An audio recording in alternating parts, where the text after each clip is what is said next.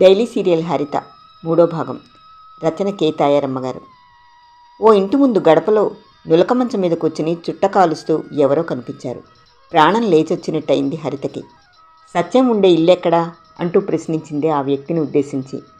అతడొక క్షణం వింతగా చూసి, అదుగో ఆ ఇల్లే అంటూ వేలు పెట్టి చూపించాడు.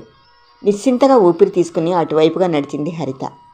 ఇప్పుడు గూడెంలో కరెంటు ఉన్నట్టుంది, కానీ వర్షానికి లైన్స్ కట్ అయ్యి అంతా చీకటి వ్యాపించింది. లోపల కిటికీలోంచి చిన్న వెలుతురు బయటకు వస్తోంది. ఆ ఇంటి మెట్లెక్కి తలుపు తట్టింది హరిత. వెంటనే తలుపులు తెరుచుకున్నాయి. నిద్రలోంచి లేచి వచ్చిన ఆ వ్యక్తి, అప్పుడే తెల్లారిందటే, తలుపులు బద్దలు కొడుతున్నావు అని విసుక్కుంటూ అంతలోనే తేరుకుని, ఊరు అంటూ ప్రశ్నించాడు. నిశ్శబ్దంగా నిల్చుండిపోయిన ఆ వ్యక్తి ఎవరో పోల్చుకోలేక మూలనున్న లాంతర్ తీసుకొచ్చి కొంచెం హెచ్చించి ఆ వెలుతురులో ఆమెను చూస్తూనే, టీచరమ్మ నువ్వా అన్నాడు ఆనందోద్వేగాలతో. అతనిలో సంతోషం, ఆశ్చర్యం ముప్పిరిగొన్నాయి. టీచరమ్మ ఎన్నాళ్ల తర్వాత వచ్చింది మళ్ళీ అనుకున్నాడు తనలో తానే. లోపలికి రావచ్చా సత్యం అంది హరిత.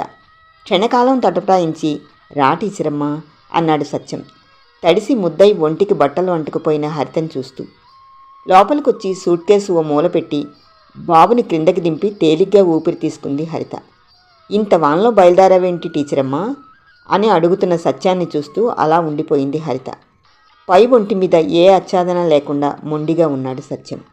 ఒంటి మీద నల్లగా ఉన్న రోమాల్ని చేత్తో కప్పుకుంటూ, రాత్రి దుప్పటి కప్పుకొని ఇలానే నిద్రపోయాను అని కాస్త సిగ్గుపడుతూ వంకీనున్న చొక్కా తీసి తొడుక్కున్నాడు.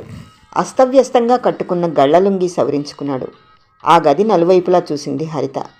సత్యం బాగా ఎదిగాడు. ఓ నైలాన్ నవారు మంచం, పక్కన చిన్న స్టూలు మీద ఓ కూజా, 2 గ్లాసులు, మరోవైపు బట్టల స్టాండు. ఆ స్టాండ్ మీద నుంచి మంచి చొక్కాలు, పంచెలు ఉన్నాయి. మరోవైపు కిరసనాల స్టవ్, 2-3 సిల్వర్ గిన్నెలు ఉన్నాయి. ఇంకా ఏవో వంటకి సంబంధించిన వస్తువులు కొన్ని అల్మరాలో పేర్చి ఉన్నాయి. ఇల్లు కొత్తగా పొడిగా ఉంది. వణుకుతూ నిల్చుంది సశేషం.